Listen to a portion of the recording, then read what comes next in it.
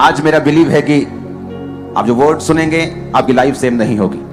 तो आज से एक टीचिंग की शुरुआत मैं आपके लिए कर रहा हूं। ये टीचिंग मोस्टली मैं बाइबल कॉलेज में अपने देता हूं, लेकिन वहां पे बहुत डिटेल में होती है।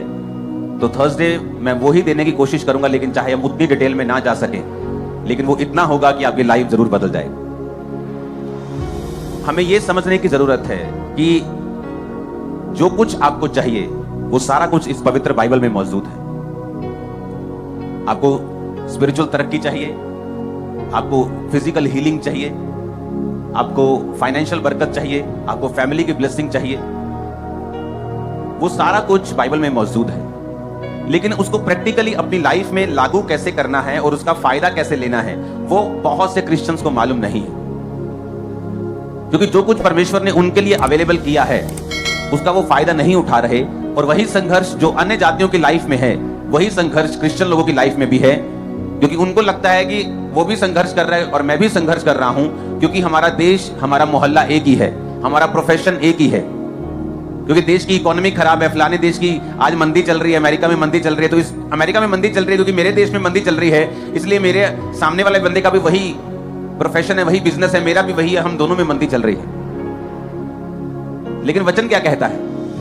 अगर आप बाइबल को ध्यान से पढ़े तो वचन कहता है कि जब अब्राहम के समय में मंदी पड़ी, अगुवाई परमेश्वर ने आपको देनी होती है, और एक संतुष्टि जो शरीर की होती है। जैसे जब आप अच्छी तरह से डाइट को फॉलो करते हैं, आपका शरीर जब हेल्थी फील करता है, आपको अंदर से एक संतुष्टि फील होती है कि आज मैं बहुत हेल्थी फील कर रहा हूं। उसी तरह से आपकी स्पिरिट जब हेल्थी फील करती है और संतुष्ट और कंटेंट फील करती है, फिर वो एक्यूरेट पोजीशन में होती है कि वो परमेश्वर की बात को सुन सके। और जब आप परमेश्वर की बात को सुनकर चलते हैं, जो मसले आपके सामने ही होते हैं, कई बार सोल्यूशन आपके सामने होता है। वचन क्या कहता है? वचन कहता है कि जब अब्राहम ने हाजिरा को अपने आप वहां से निकाल दिया अपने घर से सारा के कहने पर, तो सारा और उसका बेटा जब जा रहे थे, हाजिरा रोने लगी। हाजिरा और उसका बेटा जब जा रहे थे तो वो रोने लगी, और परमेश्वर ने, दूत ने प्रकट होकर उसके बोला कि परमेश्वर ने तेरे रोने को नहीं परमेश्वर सुनता। इसलिए नहीं कि वो रो रही थी, प्रभु का दूत प्रकट हो गया, उसने कहा तेरे बेटे की प्रार्थना सुनिए। बेटे को प्रार्थना करनी कहां से आती थी? क्योंकि वो अब्राहम के साथ रहता था। आप नोटिस करेंगे, एक व्यक्ति जो इतना अच्छे कैरेक्टर का या इतना अच्छा व्यक्ति नहीं है, लेकिन जब वो धर्मी लोगों के साथ रहना शुरू होता है, उस पर भी मसा आ जाता है, चाहे वो इतना कैरेक्टर का अच्छा नहीं है, मसा फिर भी उसकी लाइफ में एंटर करना शुरू करता है। बाइबल कहती है शाऊल जब अभिषेक होकर शमूएल से वापस जा रहा था, तो वचन कहता है कि जब नबियों का दल उससे मिला तो शाऊल भी नबूवत करने लगा। तो कहावत चली कि शाऊल भी नबियों में से है, नबियों का है, तो इसका मतलब जो संगति होती है वो आपके ऊपर इफेक्ट करती है। तो वचन कहता है कि जब उसका बेटा प्रार्थना करने लगा, क्योंकि उसने अब्राहम के साथ रहकर सीखा हुआ था, तो प्रार्थना परमेश्वर ने सुनी, और परमेश्वर ने आकर उसकी मां के दूध को भेजा और उसकी मां की आंखों को खोला। तो कौन सी आंखों को? लिखा उसकी आंखों को खोला, क्योंकि रोटी और पानी खत्म हो गए थे, कि परमेश्वर ने उसकी आंखों को खोला और उसको एक कुआं दिखा। वो कुआं तो पहले भी वहां मौजूद था, ऐसा तो नहीं था कि कुआं तो परमेश्वर ने नया पैदा कर दिया। सोल्यूशन वहीं पे था, जिंदगी वहीं पे थी, लेकिन वो उस जिंदगी तक वो पहुंच नहीं पा रही थी। उसका रीजन ये था कि उसकी आंखें बंद थी। आंखें बंद होने का कारण यह था कि परमेश्वर को पुकारा नहीं गया था, और उसके बेटे ने जब प्रभु को पुकारा, जब परमेश्वर को अपनी लाइफ में इनवाइट किया। कैसे इनवाइट करते हैं आप? प्रार्थना से। कैसे इनवाइट करते हैं? वचन के साथ जुड़ के। और लिखा जब उसकी आंखें खुली तो वो पानी वहीं पे था।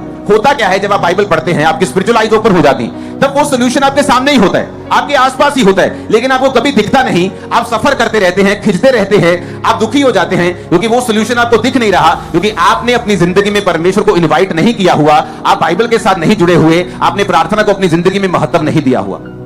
कितने मेरी बातों को समझ रहे हैं? कई बार आपके हस्बैंड को बदलने के लिए आपकी एक ही बात चाहिए होती है, एक ही बात ऐसी आपके मुंह से निकलेगी, वो प्रभावित हो जाएगा और धीरे धीरे बदल जाएगा। लेकिन वो बात तब तक परमेश्वर आपके मुंह से नहीं निकालता जब तक आप पूरी तरह से अपनी लाइफ को परमेश्वर के सामने समर्पित नहीं करते।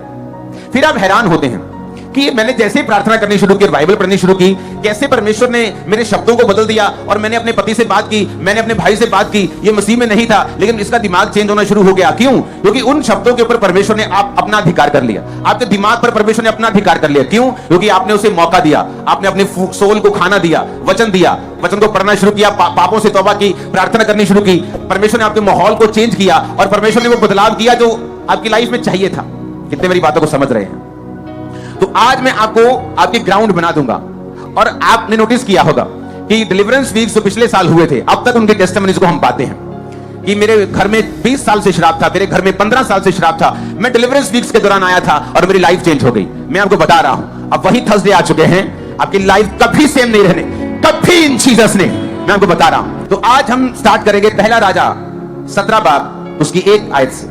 उसमें लिखा हुआ है, तिशबी एलिया जो गिलाद के परदेशियों में से था, उसने अहाब से कहा, इजराइल का परमेश्वर यहोवा जिसके सम्मुख मैं उपस्थित रहता हूं, उसके जीवन की शपथ, इन वर्षों में मेरे कहे बिना ना तो मेह बरसेगा ना औस पड़ेगी। तब यहोवा का वचन ये उसके पास पहुंचा, यहां से चलकर पूर्व की ओर जा और करीत नामक नाले में जो यरदन के पूर्व में है छुप जा, उसी नाले का तू पानी पिया कर, और मैंने कौओं को आज्ञा दी है कि वो तुझे खिलाएं। यहोवा का यह वचन पाकर वह यरदन के पूर्व में करीत नामक नाले में जाकर छिपा रहा, और सवेरे और सांझ को कौवे उसके पास रोटी और मांस लाया करते थे, और वो नाले का पानी पिया करता था।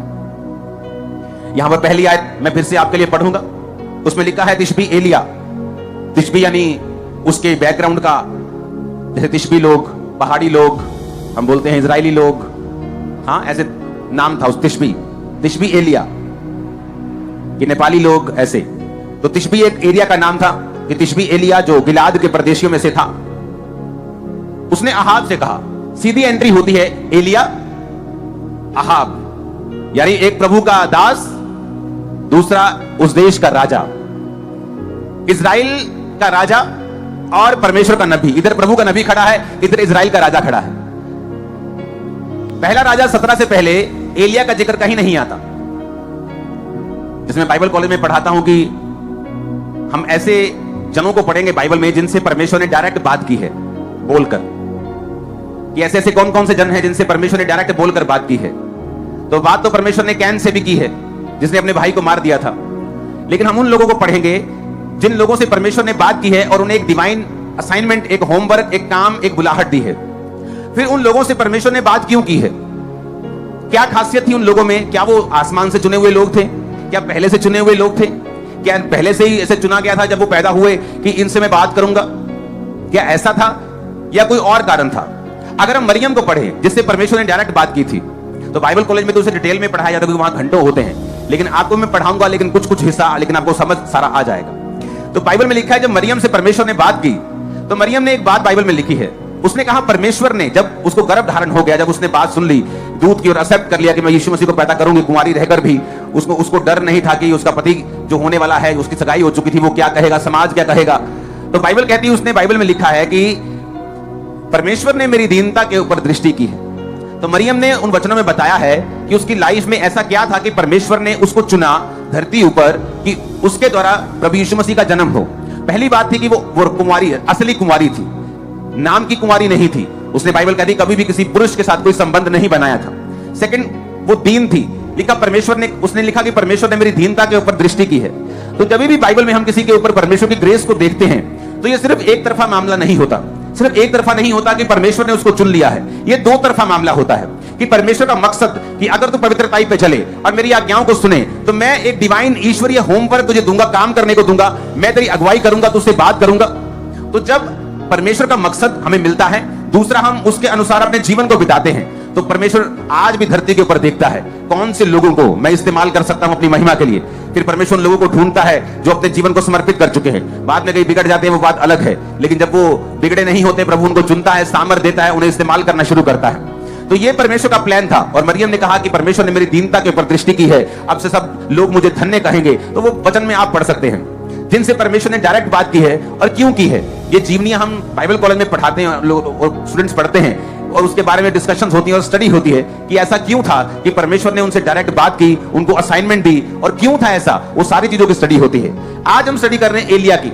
अगर हम एलिया को देखें तो उसकी कोई सी बैकग्राउंड का जिक्र नहीं है, नहीं बताया गया उसका माँ कौन था, नहीं बताया गया उसका पिता कौन था, उसका भाई कौन था, वो कहां से आया था।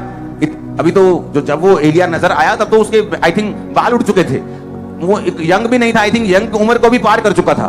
तो एलिया एक ऐसा मनुष्य एकदम से अपीयर होता है, एकदम से जाहिर होता है, ना उसकी बैकग्राउंड, ना माता, ना पिता, ना कोई क्या करता था, कौन सा बिजनेस करता था, कैसे प्रभु ने चुना, कुछ भी बताया, उसकी बैकग्राउंड नहीं बताई गई, लेकिन सीधा उसको राजा के सामने पेश कर दिया गया।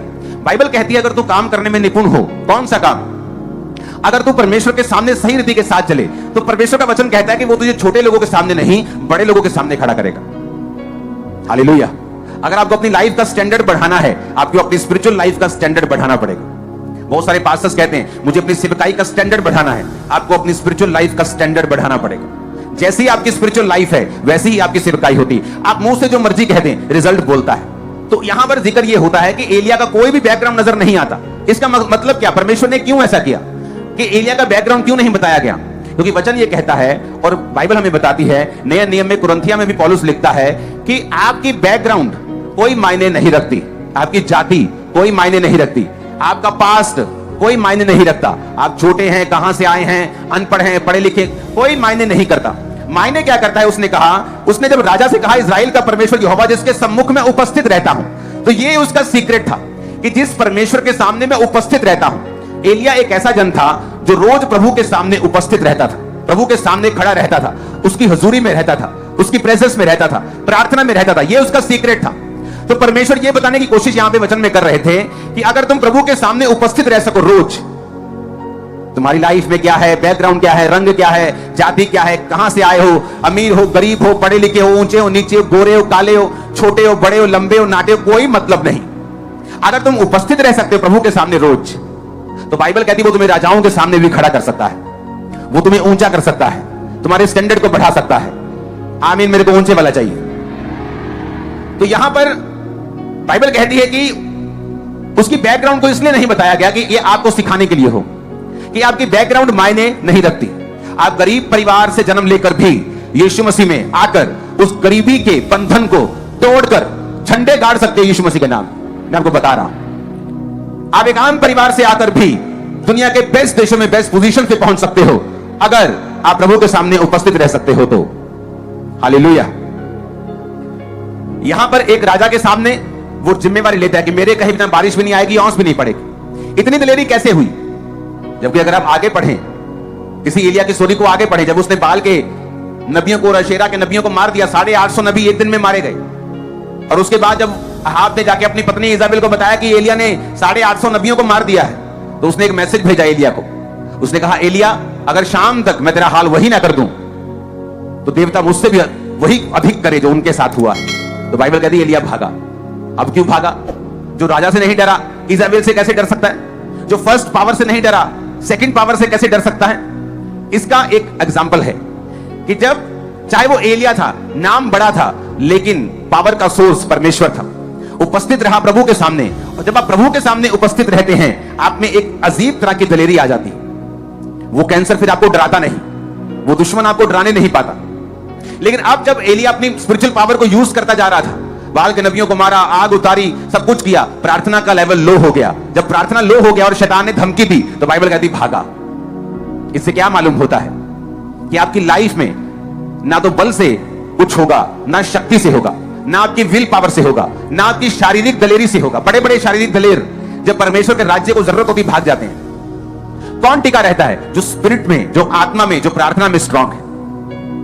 और जब एलिया को अपनी गलती समझ आई कि मैं राजा के सामने खड़ा रहा, 850 नबियों के सामने खड़ा रहा, इतनी ताकत थी मुझ में, मैंने बोला कि जो आसमान से आग उतार कर उत्तर देगा वही परमेश्वर। मैंने आग को उतारा यहोवा के नाम में, और अब मैं कैसे डर गया? तो ये बात समझ आपको आनी चाहिए कि बैकग्राउंड मायने नहीं करती। पतरस शारीरिक रूप से दलेर आदमी था। कैसे साबित होता है? क्योंकि जब यीशु मसीह को पकड़ने के लिए आए तो किसी चेले ने कुछ नहीं कहा, लेकिन पतरस ने तलवार से एक व्यक्ति को मारना चाहा, एक सिपाही को मारना चाहा, उसने सिर पर मारी उसके, लेकिन वो हटा तो कान पे लगे और कान उखड़ गया उसका।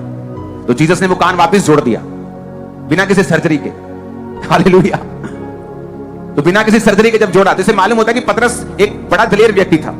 लेकिन प्रभु ने उससे कुछ कहा था उसी रात, उस घटना से पहले। जब पतरस ने कहा था, प्रभु अगर तू मरा तो मैं तेरे साथ मरूंगा, तो प्रभु ने कहा था कि आज मुर्गे का जब बांग होगा 3 बार तो मेरा इनकार कर देगा। तो जब यीशु मसीह को पकड़ के ले गए तो एक व्यक्ति बोला, तू भी उन गलीलियों में से है, तू भी उसका चेला है? कहता नहीं, मैं उसका चेला नहीं। एक बार इनकार कर दिया। आज सीखने लगा। औरत ने कहा, तेरी बोली तेरा भेद खोलती है, तू भी उनमें से है। 3 बार उसने इनकार किया और फिर लानते डालने का, लानत तो जो यीशु को जानता हूं। और मुर्गे ने बांग दी और जीसस ने दूर से उसकी ओर देखा और उसको शर्मिंदगी महसूस हुई। वो रोने लगा। उसको याद आया कि मैं चाहे जितना मर्जी शारीरिक रूप से दलेर हूं, लेकिन प्रभु ने जो मुझसे कहा था कि प्रार्थना कर, ऐसा ना हो कि तू परीक्षा में पड़ जाए। कई बार बोलते मैं पक्का क्रिश्चियन हूं, ऐसी की तैसी, शैतान कुछ नहीं कर सकता, मैं मर भी जाऊंगा। लेकिन जब शैतान आपको अपने पंजे में फंसाता है और परिस्थितियां घेरती हैं, फिर आप डावाडोल होने लगते हैं। क्यों? क्योंकि आप अपनी फिजिकल विल पावर से यीशु मसीह में नहीं चल सकते। और यही बात एलिया को समझ आई कि जब तक मैं प्रभु के सामने उपस्थित रहता था, राजा की भी मैंने बैंड बजा दी, उसके सामने डराने और जिम्मेवारी मेरे कहीं बिना बारिश नहीं है। उसने ये नहीं कहा राजा देख मैं प्रभु दा दास हां, मेरे ते ना कुछ गल आवे, मैं तेन प्रभु दा देना आया मैसेज। उसने ऐसा कुछ नहीं कहा, कोई घुमा फिरा के बात नहीं की। उसने कहा राजा मेरे कहे बिना ना बारिश आएगी ना ओस पड़ेगी। लेकिन वही एलिया जब उसकी पत्नी ने एक धक्का मारा तो भाग गया वहां से। रीजन, प्रभु के सामने उपस्थित रहना, रोज उपस्थित रहना, हर रोज उपस्थित रहना दानियेल की तरक्की का राज था।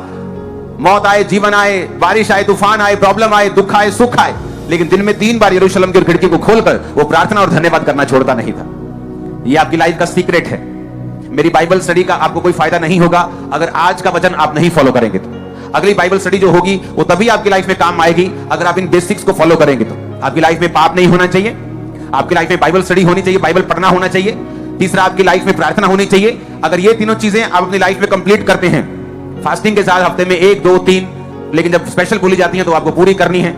उसके बाद जब आप फिर चलेंगे और प्रार्थना करेंगे और आप थर्सडे की और संडे की बाइबल टीचिंग को लेना शुरू करेंगे, प्रभु आपसे बात करेंगे, छुटकारे की ओर आपको लेके जाएंगे, आप छुटकारे की ओर चल पड़ेंगे और इसी साल छुटकारा आपके हाथ में होगा। और मेरे को आमीन ऊंचे वाला चाहिए। मैंने छुटकारे को होते देखा पिछले डिलीवरेंस मीटिंग्स के दौरान।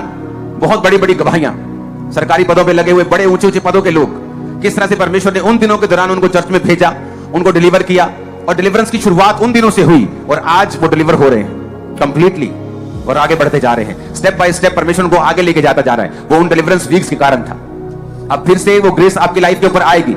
आप बाइबल टीचिंग को सुनेंगे, गहरी बाइबल स्टडी को लेंगे, प्रार्थना को रिसीव करेंगे, मास प्रे को रिसीव करेंगे, ले हैंड को रिसीव करेंगे, ऑयल को रिसीव करेंगे। आपकी लाइफ सेम नहीं रहने वाली। स्पिरिचुअल फीस्ट शुरू हो चुके हैं। आप खुल के आत्मिक खाने को खाओगे और मजबूत हो जाओगे। आमीन। मेरे को ऊंचे वाला और खड़कने वाला चाहिए। हालेलुया।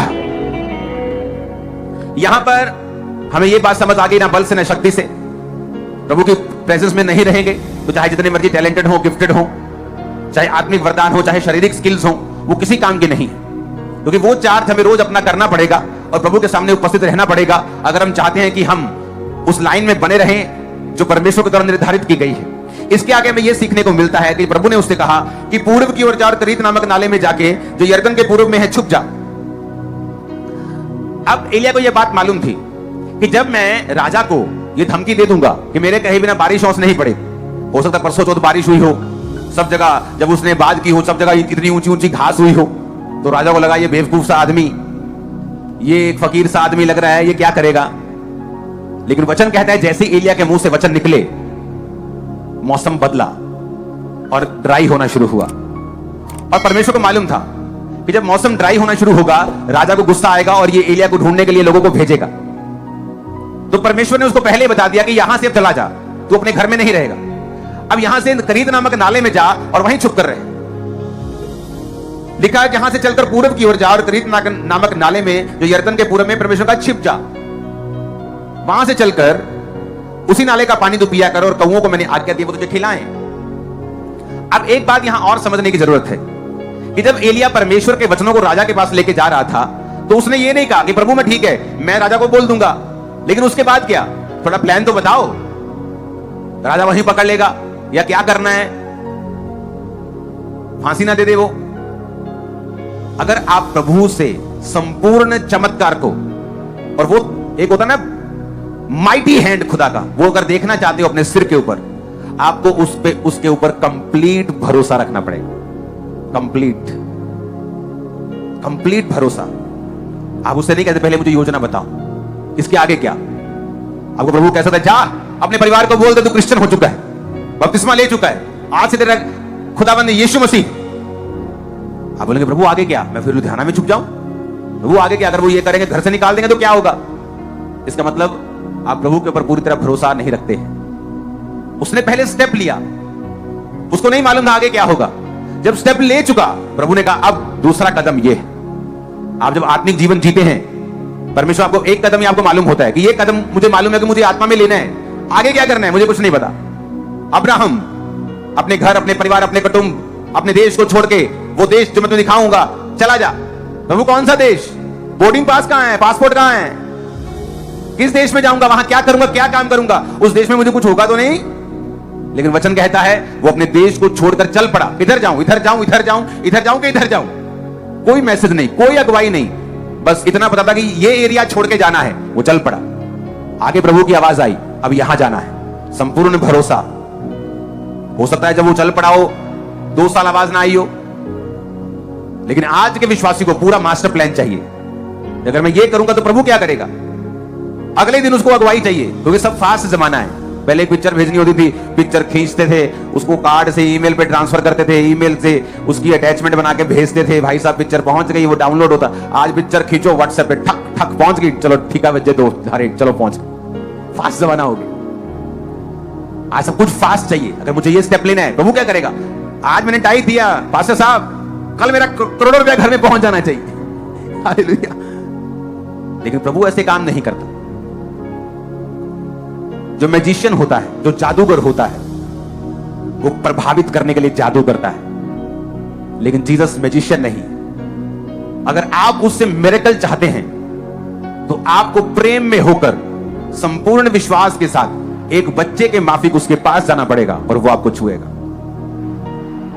वो मैजिशियन नहीं है जो आपको प्रभावित करने के लिए कि आप क्रिश्चियन हो जाओ तो मिरेकल करेगा। उसे कोई जरूरत नहीं है। वो धर्म बदलने नहीं आया किसी का, उसने सब लोगों को बनाया है। हालेलुया। कितने इन बातों को समझ रहे हैं? तो यहां यह समझ आती है कि उसके पास अगला प्लान नहीं था, तो परमेश्वर के ऊपर संपूर्ण भरोसा कि एक स्टेप मालूम है, आप चलेंगे। और आगे क्या हुआ लिखा, यहोवा का यह वचन मानकर मैं यरदन के पूर्व में करीत नामक नाले में जाके छिपा रहा, और सवेरे और सांझ को कौवे उसके पास रोटी और मांस लाया करते थे। वो नाले का पानी पिया करता था। कुछ दिनों के बाद उस देश में वर्षा न होने का कारण नाला सूख गया। तब यहोवा का वचन उसके पास पहुंचा, चलकर सिदोन के सारपत नगर में जाकर वहीं रहे। एक विधवा को मैंने वहां तुझे खिलाने की सुन आज्ञा दी। अब वहां का पानी जब सूख गया तो आगे क्या? वो घबराया नहीं। प्रभु ने कहा अब सारपत नगर में जा, क्योंकि अकाल पड़ चुका था। उसे मालूम था सब जगह अकाल है, किसी कोई ढाबा नहीं खुला, कोई दुकान नहीं खुली, किसी के पास खाना नहीं है। और यह दिखाता है कि वो संपूर्ण समर्पण में था कि एक स्टेप ले लिया। क्या? मैं जीसस को मानता हूं, अंगीकार कर लिया। प्रभु ने कहा 10 लोगों के सामने तो मेरा अंगीकार करेगा, मैं स्वर्गदूतों के सामने, पिता के सामने बोल दूंगा कि ये मेरा बेटा है। तू शर्माएगा, मुझे भी शर्म आएगी पिता के सामने, दूतों के सामने कहने में कि ये मेरा बेटा है, ये मेरी बेटी है। तू हिसाब से चलेगा, मैं भी हिसाब से चलूंगा। लेकिन जब हम परमेश्वर के सामने स्टेप लेते हैं, उस पर संपूर्ण भरोसा रखते हैं, एक बाप की तरह उसको अपना बाप मानते, उसकी शरण में जाते हैं और भरोसा रखते हैं कि अगर वो पहला कदम उठाने के लिए मुझे कह रहा है तो समय आने पर दूसरा कदम उठाने के लिए भी मेरी अगुवाई करेगा, दूसरा कदम उठाने के बाद तीसरा कदम उठाने के लिए मेरी अगुवाई करेगा। इसे कहते हैं मेरी रोज की रोटी मुझे रोज दे। इसलिए प्रभु ने कहा प्रार्थना करो कि तुम्हारी रोज की रोटी तुम्हें रोज मिले। प्रभु ने ऐसा कभी भी किसी आज तक इस सेवक को खड़ा नहीं किया जिसे प्रभु ने बता दिया हो कि 20 साल बाद क्या होगा। मुझे बताया प्लान आने वाले कुछ सालों का। जब सेवा स्टार्ट हुई थी इतना पता कि बहुत लोग होंगे, उसके आगे क्या नहीं मालूम। अगला स्टेप लोग हो गए, उससे अगला पहले नहीं बताया, जब हो गया अगला। अब अगले आगे क्या होने जा रहा है वो पहले नहीं बताया, अब बताया। उसके आगे क्या होगा मुझे मालूम नहीं। जब मैं समर्पित रहूंगा वो रोज की रोटी देगा और रोज जाहिर करेगा और रोज अगुवाई करेगा। आमीन। तो आज आपका बेसिक मैंने आपको दिया है। अपनी लाइफ में जाएं, प्रार्थना को कंप्लीट करें, बाइबल के साथ जुड़ें और रोज खुदावंत के सामने उपस्थित रहें, ताकि मैं भी वही वचन आपको दूं जो रेमा हो आप लोगों के लिए। क्योंकि जब आप लोग स्पिरिट में करेक्ट होके आते हैं, परमेश्वर मुझसे फिर वही वचन मुझे देता है जो आपको चाहिए होता है। हालेलुया। और मैं आपको एक बात प्रोफेटिकली बताना चाहता हूं, आपके मसलों का हल इसमें मिला हुआ है। और मैं आपको प्रोफेटिकली बता रहा हूं, ये मैं आपको बात या वचन नहीं दे रहा हूं सिंपल बोल के, अपना वचन नहीं, अपने बोल नहीं दे रहा हूं। मैं आपको प्रोफेटिकली बता रहा हूं कि आपके मसलों का हल इसी वचन के बीच में होगा। और मैं आपको बता रहा हूं आपकी लाइफ के 1 या 2 या 3 या 9 नहीं, सारे मसले हल होंगे। मैं आपको बता रहा हूं। मैं क्या कहा मैंने? सारे। जस्ट आप चलते रहना। और आमीन मेरे को ऊंचे वाला चाहिए। इसहाक के समय में मंदी पड़ी तो वचन कहता है अब्राहम और इसहाक 100 गुना फलों को लेके आए। वहां की सरकारों से भी अधिक वो अमीर हो गए और ब्लेस्ड हो गए।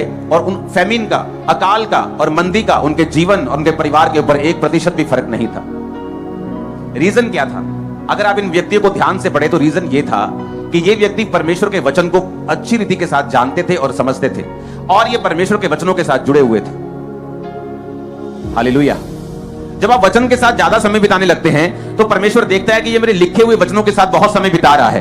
तो आप नोटिस करेंगे जो लोग बाइबल ज्यादा पढ़ते हैं उनको दर्शन भी ज्यादा आने शुरू होते हैं, सपने उनके चेंज होने शुरू जब आप बाइबल पढ़ने लगते हैं, क्योंकि लिखित वचन को पढ़ने से आपका जो आत्मिक एटमॉस्फेयर है आपकी लाइफ का वो चेंज होना शुरू हो जाता है। आप अपनी सोल को फीड करना शुरू कर देते हैं। कई बार जब कुछ दिनों तक आप खाते नहीं, आपकी बॉडी में एक बेचैनी फील होती है, आपको कमजोरी फील होती है, क्योंकि आपने बहुत दिनों से खाया नहीं या आपने मिस कर दिया, आप बिजी हो गए। और उसी तरह से आत्मा की जो सोल है, जो आपकी स्पिरिट है, उसका खाना बाइबल है। कई बार आप बिजी हो गए और आपने बाइबल पढ़नी बंद कर दी, आप देखेंगे कि आपकी आत्मा में, सोल में एक अजीब सी बेचैनी होती है। जब आपकी जो सोल है, आपकी स्पिरिट है, उसका खाना वचन है, प्रेयर नहीं है, फास्टिंग नहीं है, वचन उसका खाना है। जब आप वचन को नहीं खाते, उसको फीड नहीं करते, एक अजीब सी बेचैनी आपकी लाइफ में रहती है। दूसरा, आप प्रभु से डिस्कनेक्टेड रहते हैं। जब आप बाइबल को नहीं पढ़ते हैं तो होता क्या है कि जो